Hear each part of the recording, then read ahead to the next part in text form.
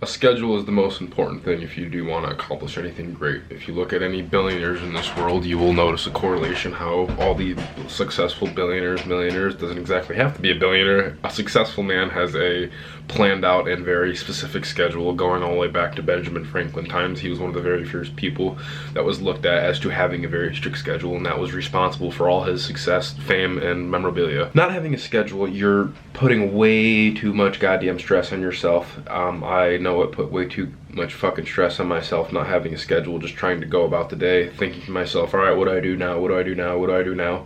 You need to have a planned out schedule, not necessarily hour by hour, but kind of block by block. If you don't have that planned out schedule, you're gonna cause yourself too much stress by just trying to do everything in one day all at once, and you're gonna overwhelm yourself. You're gonna try to do too much deep work at once, and you're just gonna get overwhelmed, and eventually you're just gonna be unmotivated because you feel as if there's too much to do and you're not gonna be able to enjoy what you are doing. Another thing that is going to stop you from doing something great, veering off from the schedule for a second, is not having a direction of where you want to go, not having a clear goal. It is very difficult just to work blindly in one direction, not knowing what it is you want to work at, because yes, you may have the discipline to want to work, but you don't know what to work on. If you don't know what to work on, you're not going to be able to start completing the smallest tasks first to move up into the bigger tasks, because you're not going to know where to start. You're going to be mindlessly working and it's not going to work. Not being passionate about what it is you're working on is also something that's going to cause you great stress, and what is going to cause you not to accomplish your goal. To truly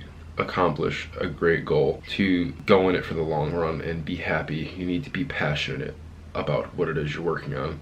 The most successful people in their fields in this world are the people who are passionate about what they are doing. They are not the people who are forced into whatever job they are working now. They are not the people who are only in whatever workplace they are in for the money. The most successful people are happiest with what they're doing because they're happy to do it. More effort, time, and energy gets put into what they are working on because they love it. If you want to be great at anything, and if you want to be the best at anything, make sure it is the thing that you are passionate about. Make sure it is the first thing you think about when you wake up in the morning. And when times are hard, that's what's going to push you through. When you are doing something just for money, when times get really tough, you're more likely to quit because you have no other thing to keep you pushing. Being passionate about whatever it is you're working on, that is what's going to keep you moving when all their energy has been exhausted. You're gonna think to yourself, holy shit, do I really like this? I do. All right, get back up again tomorrow if I can't today. People often fail to realize a goal or fail to achieve success because they don't put the most important thing that they need to do first. They're filling in a bunch of busy work in their schedule in their day. Yes, there is busy work that needs to be completed for you to be successful in your goals and ideas and ambitions, but at the end of the day, the most important things need to be worked on first before busy work can be completed, because there really is no busy work unless you did do the important stuff first. For important work, what you may be wondering, you may be a little confused when I say important work, but I do actually have an example from my own life to label what important work is, and hopefully you can take this with you into whatever it is you want to work on just by me giving you the example. Like, as of right now, my work, what I work on constantly and a lot, is YouTube, putting out videos, editing, scripting, thumbnails, and all that. What's the number one important thing of YouTube, do you think, if you're trying to work on that? Making videos. Second most important thing, probably editing, scripting, thumbnails, and all that stuff. Of course, there's a lot more that goes into it. There's a lot of marketing, there's a lot of advertising, there's a lot of ideas that you need to work on.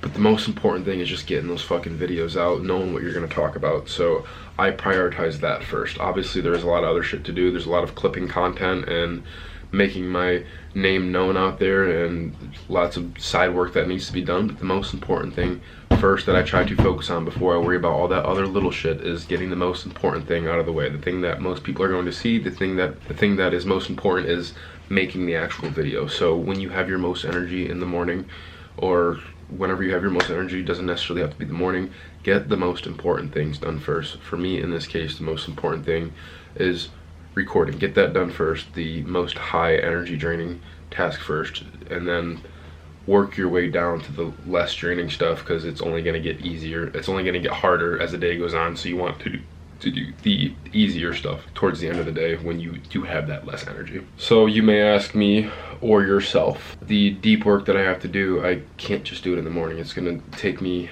more than one day. Okay, great. I have a bunch of deep work that's gonna take me more than one day. Recording isn't the only thing that I have to work on. I have to work on scripting, writing out my content. I shoot for 5 videos a day, so that's about 5 scripts a day. Each script takes about a half hour, so that's about 2.5 to 3 hours of work for deep work of script writing. I can't do 2.5 hours of deep work script writing and then go directly into 2.5 hours of video recording. Maybe I can someday. Hopefully I'm working my way up to that. Hopefully I'm building my mental intensity up so I can do that. But as of right now, I'm starting slower. I mean, relative to giant YouTubers, I guess you could say slow. I feel like it's more than most people. But if you have work that's going to take you more than one day, structure it up all week. Write a schedule, set it, and freaking repeat it. Again, I'm going to give you an example of what I do exactly, and you need to structure your day like this. You need to structure your weeks like this as well, no matter whatever it is you're working on. Have only 1 or 2 deep workflows a day, and the rest of the day fill it with busy work pertaining to what it is that you want to work on. When I say busy work, I don't mean fuck all doing shit that is not productive. I mean like back end stuff that needs to be taken care of. In my example, back end stuff would include going through long form content and making smaller clips to post to Instagram and TikTok and Twitter, writing on Twitter, sharing my ideas, just interacting with the community. That's busy work. That's stuff that's not really that hard. It's kind of easy. It's just it's more time consuming versus like intellectually consuming. I call that an intellectual break when I do shit like that because I really don't have to think. It's I don't want to call it mindless, but it's definitely not as difficult as scripting, writing videos, making thumbnails, etc., things like that. That's my script day. I give myself 2 days for scripting, and I give myself 2 days for scripting, 2 days for editing, and I'm sorry, 2 days for scripting, 2 days for recording, 2 days for editing, and everything else is filler. So I start Tuesday and Wednesday. Those are scripting days. I have to write 5 scripts a week, like I said. In the morning when I have my first deep workflow, I'll script for as long as I can. I'll try to get 2 to 2.5 scripts done. You know, chill, do some busy work, and go to the gym for a little bit. When I get back from the gym, that's when my second deep workflow will start. I try to keep my deep workflows at least around 2 hours. Any more than that, I start to get antsy. Any less, I feel like I'm not getting enough done.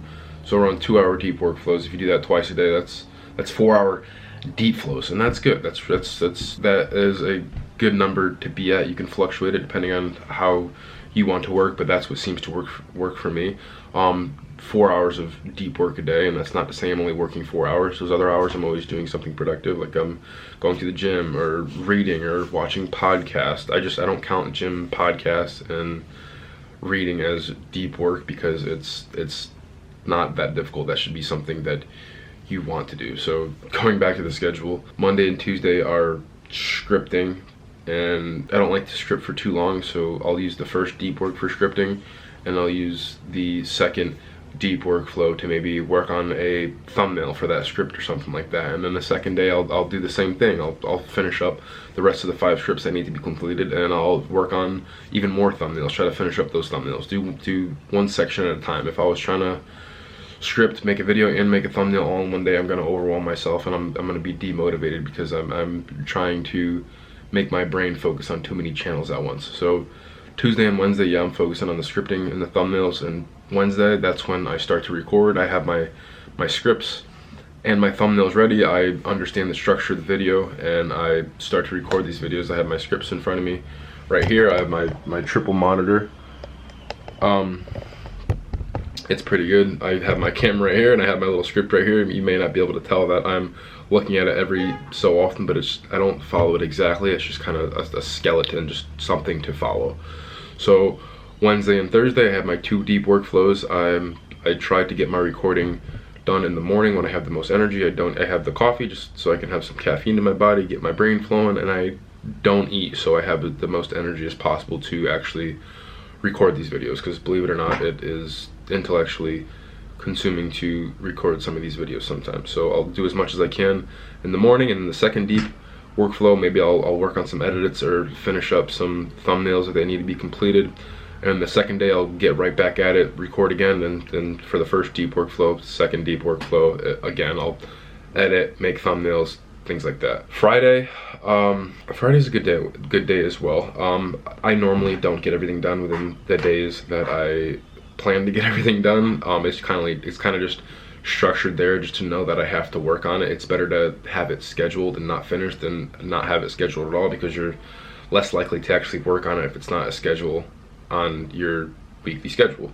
So on Fridays, I'll finish up what I need to do. Most of the time Fridays, that's finishing up recording, especially if that week I had some longer scripts. I got gas in the morning, I wasn't able to finish the videos, so I'll finish everything up. I'll start finishing everything up on Friday. I'll do as much as I can in my deep workflows. Saturday, that's basically just putting everything together. The deep workflows are just getting the videos ready for the week.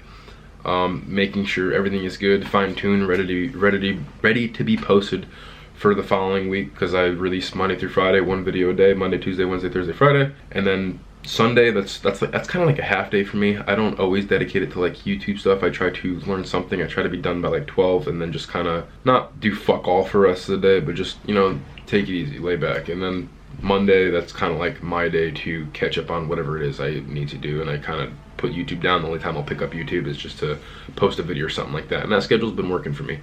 Don't think you have to do these crazy 14, 15, 16-hour days like these YouTubers are telling you to do. You could eventually work onto that. Honestly, I don't even believe some of these guys sometimes when they say they're working like 16 hours a day. I really don't think it's sustainable.